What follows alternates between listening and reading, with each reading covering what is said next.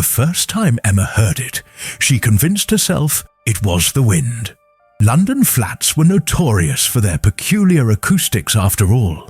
The old Victorian building on Marchmont Street had weathered over a century of residence, and its bones creaked with the weight of time.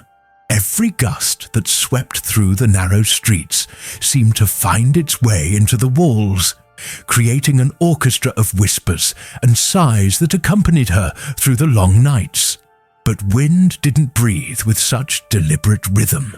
It was 2:30 in the morning when Emma's eyes snapped open.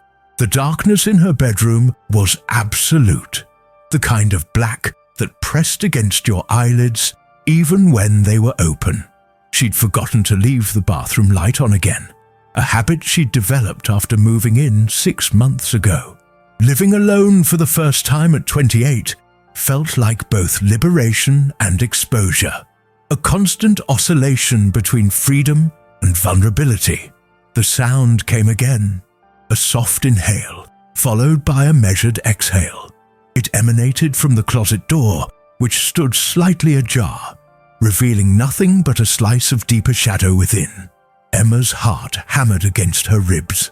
She remained perfectly still, her body rigid beneath the duvet, every muscle tensed as if calcified by fear. Perhaps she was still dreaming.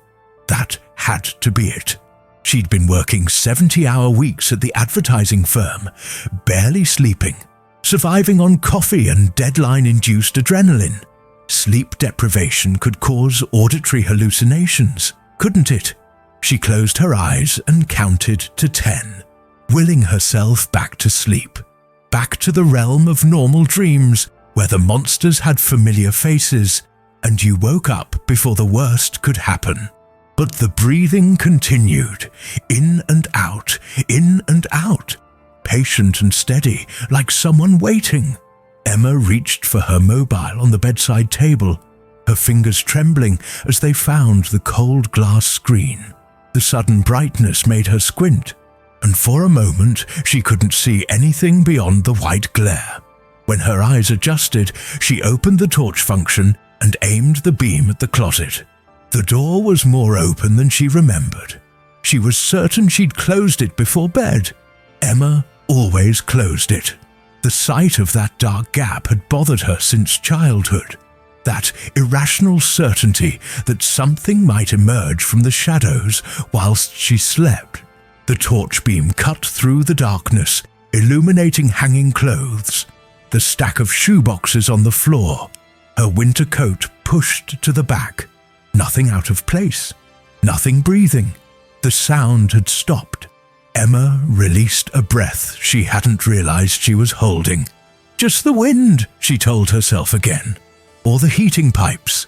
Old buildings were full of sounds that seemed almost alive. She'd read about that online when she first moved in, how the expansion and contraction of metal could create groaning sounds, how air pressure changes could produce whistling noises that resembled human voices. She switched off the torch and lay back down, pulling the duvet up to her chin. Sleep didn't return easily. She lay awake for hours, her eyes fixed on the closet door, watching for any movement in the darkness. Eventually, exhaustion won, and she drifted into an uneasy sleep, plagued by dreams of suffocation.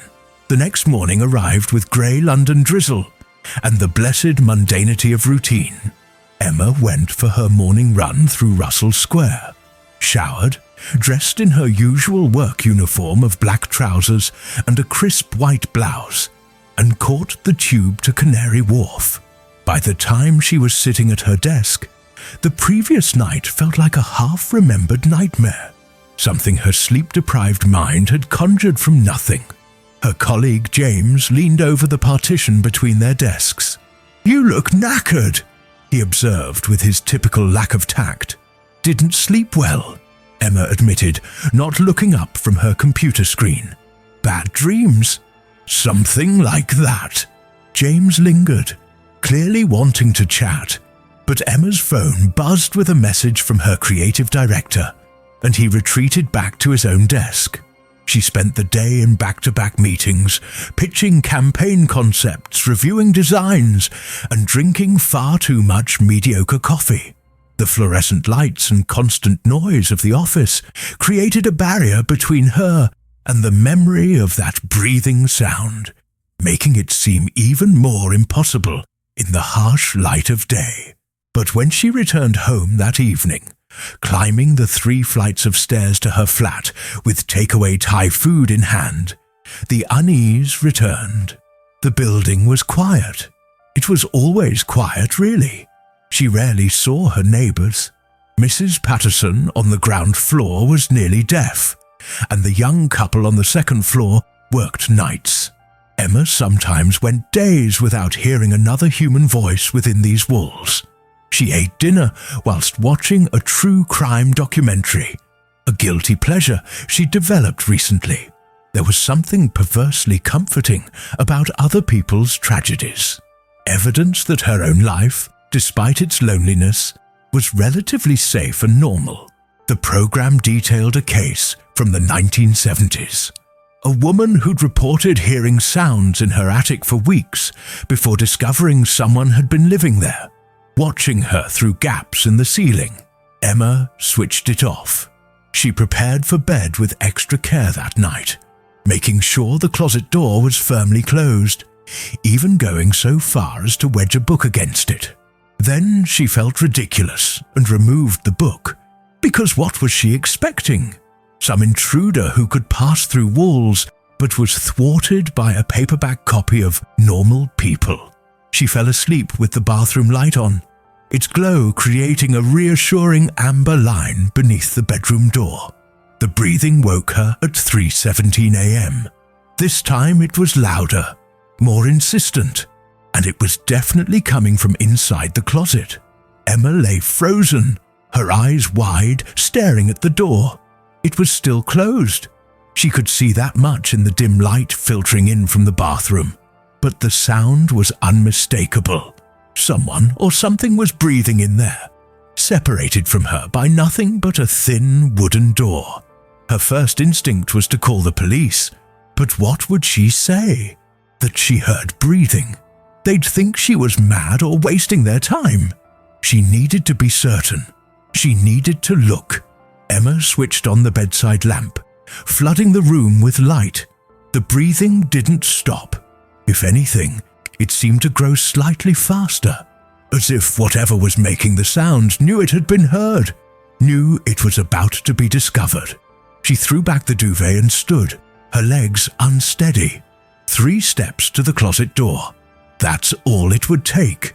3 steps and she could wrench it open, confront whatever was inside, and end this nightmare one way or another.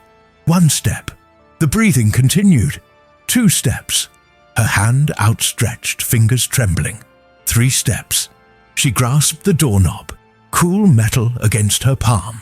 She yanked the door open, empty. The closet was completely empty save for her clothes and shoes and the accumulated debris of daily life. No intruder, no animal, nothing that could breathe. But the sound hadn't stopped. It continued, that steady rhythm of inhalation and exhalation. And now that the door was open, Emma realized something that made her blood run cold. The breathing wasn't coming from inside the closet at all. It was coming from behind her. She spun around, her heart in her throat, expecting to see someone standing by her bed. But the room was empty. She was alone. She had to be alone because she'd locked the door and bolted it. She always locked the door. And the windows were painted shut because this was an old building and nobody had bothered to fix them properly. The breathing grew louder still, and Emma realized with mounting horror that it was coming from everywhere now, or perhaps from nowhere at all. It filled the room like a presence surrounding her, and she couldn't tell if it was in front of her, or behind her, or beside her, or somehow inside her own head. She ran to the door and fumbled with the bolt, her fingers clumsy with panic. She had to get out. had to get away from this room and this sound and this impossible situation. The bolt finally gave way, and she yanked the door open, stumbling into the hallway. The breathing stopped. Emma stood in the corridor, gasping for air herself now, her chest heaving. The building was silent around her. No sounds from the other flats, no traffic noise from the street below. Just absolute, complete silence.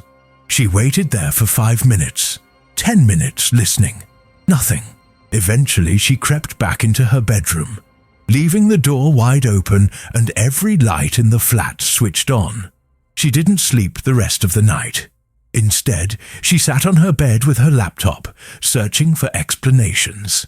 Auditory hallucinations, carbon monoxide poisoning, tinnitus, sleep paralysis.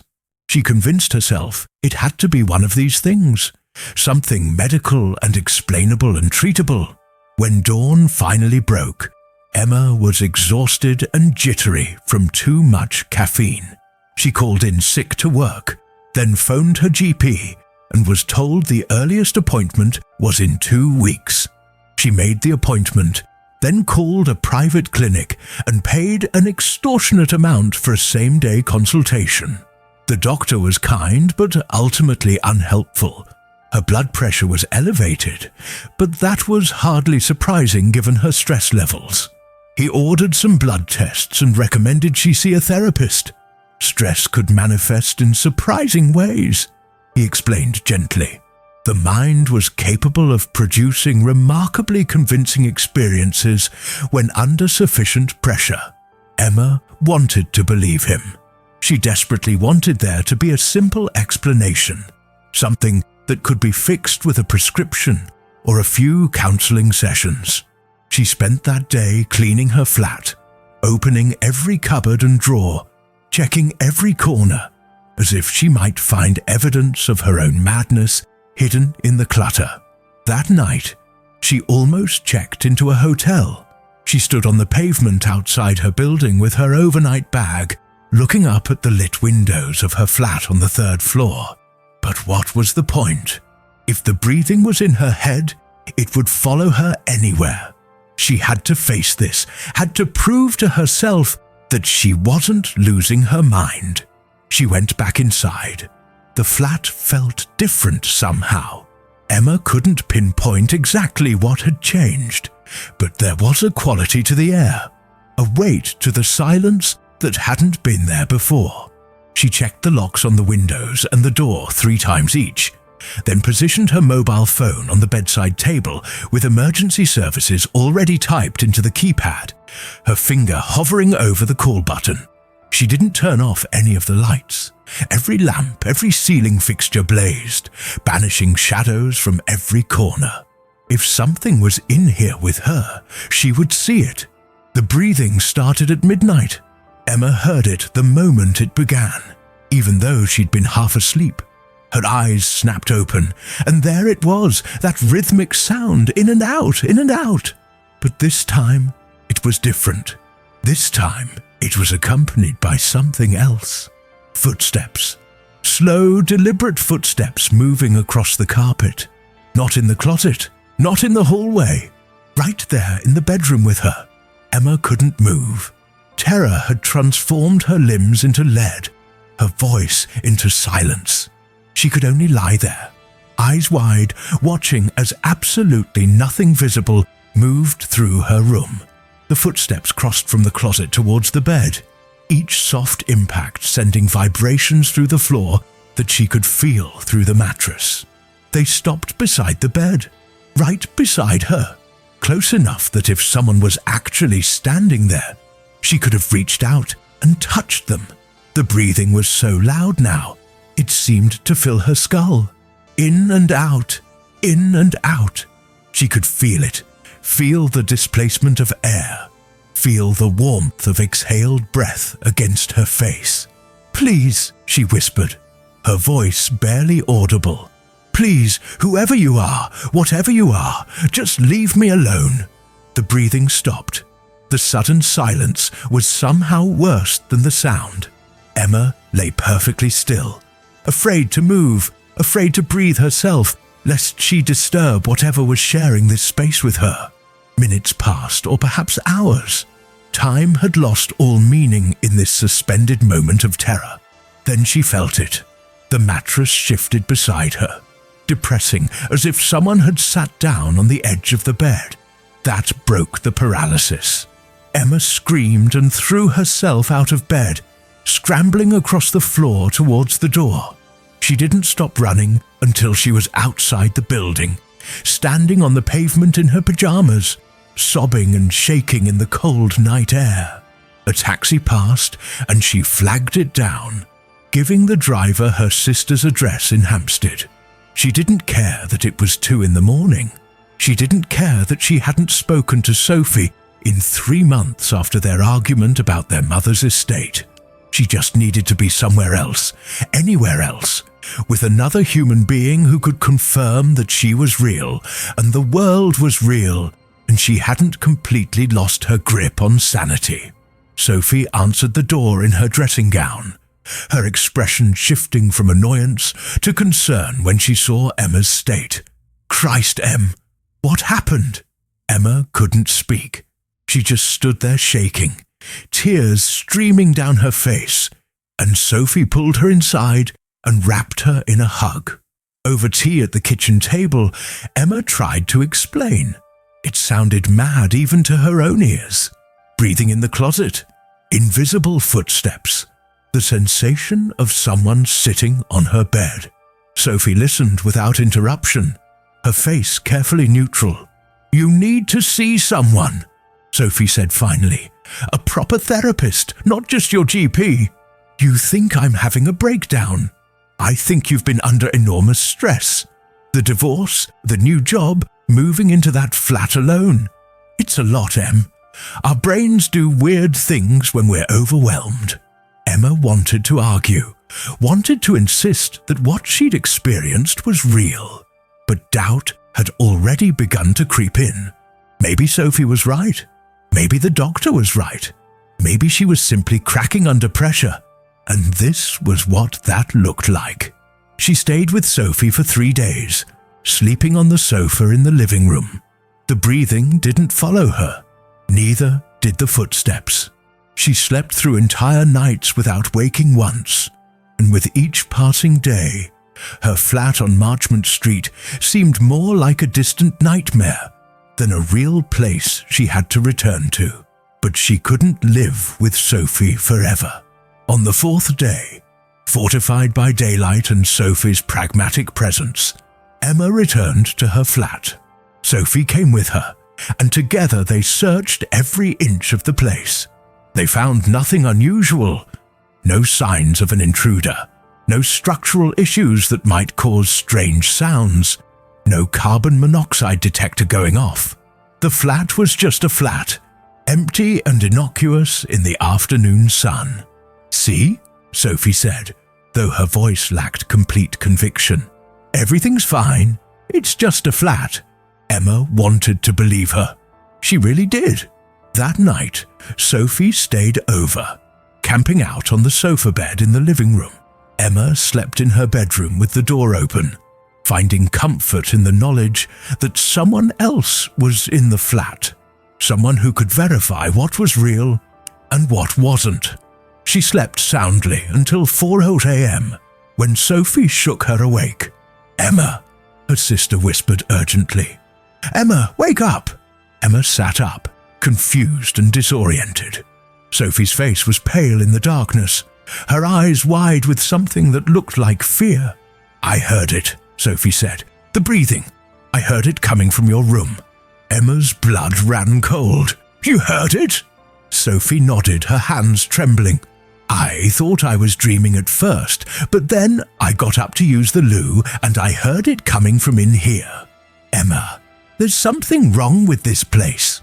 They left immediately, throwing clothes into a bag and fleeing the flat, as if something might pursue them down the stairs. This time, Emma didn't look back. She locked the door and decided, right there in the pre-dawn darkness, that she would break her lease, forfeit her deposit, and never set foot in that flat again.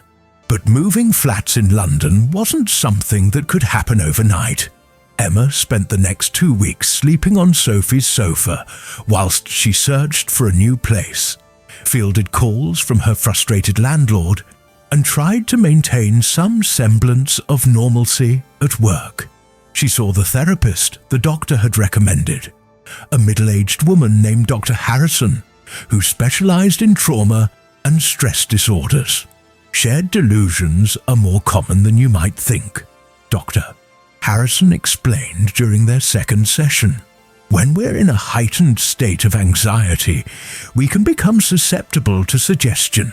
Your sister knew about your experiences. She was already primed to hear something unusual, and her mind filled in the gaps. But she heard it before I told her exactly what it sounded like, Emma protested. You'd described breathing, hadn't you? And she was in a strange environment in the middle of the night, already aware that you were frightened. The mind is remarkably good at creating patterns from random noise. Emma wanted to argue, but what was the alternative? That her flat was haunted. That didn't seem like a more rational explanation. She found a new flat in Islington, smaller and more expensive, but it was newly renovated and had never made a single strange sound. She hired movers to collect her belongings from the Marchmont Street flat, refusing to go herself. Sophie supervised, making sure everything was packed up efficiently. You know, Sophie said over dinner that night, I went into the bedroom, into the closet, and I looked at everything. There really was nothing there. Maybe Dr. Harrison is right. Maybe we both just, I don't know, convinced ourselves. Emma nodded, wanting to believe it. The new flat felt safe. She slept through the night without waking, without hearing anything unusual. Days turned into weeks, and the Marchmont Street flat became a story she told at dinner parties, laughing about her breakdown, a brief moment of madness brought on by stress and isolation. 3 months later, Emma was having coffee with James from work when he mentioned something that made her blood run cold. Did you hear about that woman who died in Bloomsbury? He asked casually, scrolling through his phone. They found her in her flat. Been dead for weeks, apparently. Took the neighbours ages to notice the smell. Emma's hand trembled, nearly spilling her coffee. Where in Bloomsbury? Marchmont Street. Grim, isn't it? They're saying she'd been reporting strange sounds, thought someone was stalking her. Turned out she had a brain tumour that was causing hallucinations. The world seemed to tilt. What number? James looked up from his phone, noting her expression. Em, you all right? You've gone white. What number on Marchmont Street? He scrolled, frowning. Doesn't say the exact flat. Just says it was in that Victorian building. You know, the one with the... He stopped, realization dawning. Wait, isn't that where you used to live? Emma couldn't breathe. The coffee shop seemed to compress around her, walls closing in. When did she die? They're estimating sometime in December. Why? December. That was when Emma had first heard the breathing. Late December, when she'd woken at 2:30 in the morning to that rhythmic sound emanating from her closet. Which flat? She asked again, her voice barely a whisper. James was looking at her with concern now, but he scrolled through the article. 4th floor, it says here. Emma, seriously, you look like you're going to faint. 4th floor, right above Emma's 3rd floor flat, right above her bedroom, right above her closet. Emma stood abruptly, knocking her chair backwards. I have to go. She didn't wait for James's response. She was outside, gasping for air, her mind racing through the implications. The woman upstairs had been dying, had been dead, right above Emma's flat. The breathing hadn't been in Emma's closet. It had been in the floor above, filtering down through the old Victorian boards, through the gaps and cracks that a century of settling had created. But that didn't explain the footsteps. That didn't explain the sensation of someone sitting on her bed. That didn't explain how Sophie had heard it too, unless the dying woman had been wandering her flat in those final days, confused and hallucinating from her tumor, collapsing in the room directly above Emma's bedroom. Unless her last breaths, her final moments, had somehow echoed down through the floors, or unless Emma had been so frightened, so convinced of something supernatural, that she'd created the rest herself. The footsteps, the weight on the bed, the terror that had driven her from her home. Emma stood on the pavement, people flowing around her like water around a stone, and realized she would never know for certain which explanation was true. The breathing had been real enough that Sophie had heard it too, but everything else might have been her mind filling in the gaps, constructing a narrative of horror from the random creaks and settling sounds of an old building. Or perhaps not. Perhaps, in those moments between life and death, the woman upstairs had reached out somehow, her consciousness bleeding through the floors, seeking connection, seeking acknowledgement, seeking someone to know that she was there, that she was dying, that she was alone. Emma shivered despite the warm spring air. She thought about that woman, whose name she'd never known, who had lived directly above her for months without Emma ever meeting her, ever knocking on her door, ever offering a friendly hello in the stairwell. They had been neighbours in that peculiar London way, sharing walls and floors, but never lives, existing in parallel isolation. She pulled out her phone and searched for the article James had mentioned. There it was, a brief piece in the local paper. The woman's name had been Margaret Hartley. She was 63. She'd been a teacher before she retired. She had no family in London, no one to check on her, no one to notice when she stopped answering her phone or collecting her post. Emma stared at the grainy photograph accompanying the article. Margaret had kind eyes and grey hair pulled back in a bun. She looked like someone's grandmother, like someone who deserved better than to die alone and undiscovered in a flat in Bloomsbury. The guilt hit Emma like a physical blow. She'd been right below, just meters away, and she'd heard what might have been Margaret's dying breaths. And instead of investigating, instead of calling for help, Emma had run away. She'd been so consumed by her own fear that she hadn't considered the possibility of someone needing help. But how could she have known? The sounds had seemed malevolent, threatening. There had been no cry for help, no words, just that steady, rhythmic breathing that had terrified her so completely. Emma called Sophie. "Did you see the article?" Emma asked when her sister answered. "What article?" Emma explained, her voice shaking.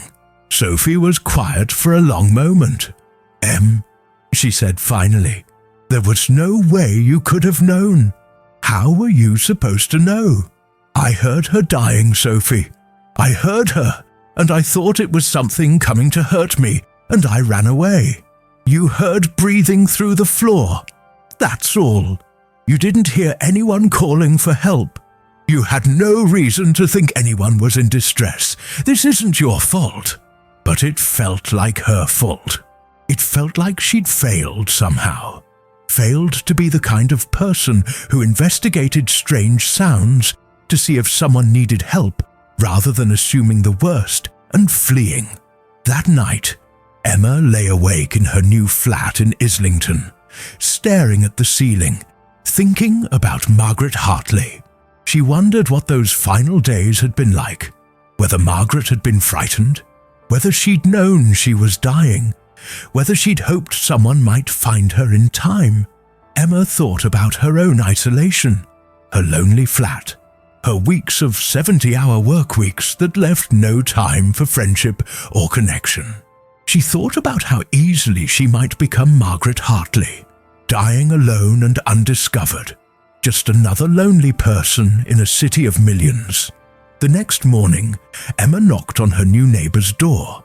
An elderly man answered, looking surprised to see her. "I'm Emma," she said, "from next door.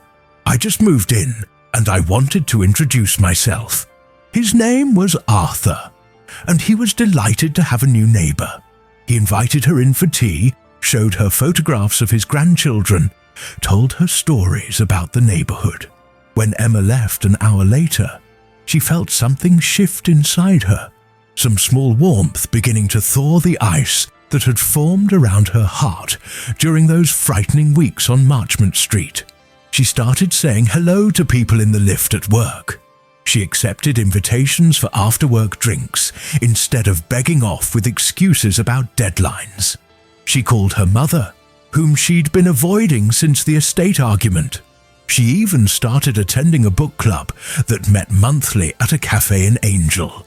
Slowly, carefully, Emma began to build connections, to weave herself into the fabric of other people's lives, so that she might never be as alone as Margaret Hartley had been in those final days. But sometimes, late at night, when the flat was quiet and she was hovering in that space between waking and sleeping, Emma thought she could still hear it. That steady rhythm of breathing in and out, in and out. Not threatening now, but something else. A reminder, perhaps. A reminder that we are all more fragile than we imagine, more alone than we care to admit, and more connected than we realize. The breathing had been real. Margaret Hartley had been dying right above Emma's head, and somehow, through the creaking boards and accumulated dust of 100 years, Emma had heard her. She'd heard her, and she'd been too frightened to understand what she was really hearing. Not a monster, not a ghost, but simply another lonely person fighting their final battle in the darkness. Emma never went back to Marchmont Street. She couldn't bear to walk past that building, to look up at the windows and wonder which had been Margaret's, to imagine her up there alone, whilst Emma cowered below, too afraid to investigate, too wrapped up in her own terror to consider that someone might need help. But she carried Margaret with her, in a way, carried the lesson of those breathing sounds, the reminder that walls and floors are thinner than we think, that isolation can kill as surely as any disease, and that sometimes the things we fear most aren't coming to harm us at all. Sometimes they're just trying to be heard.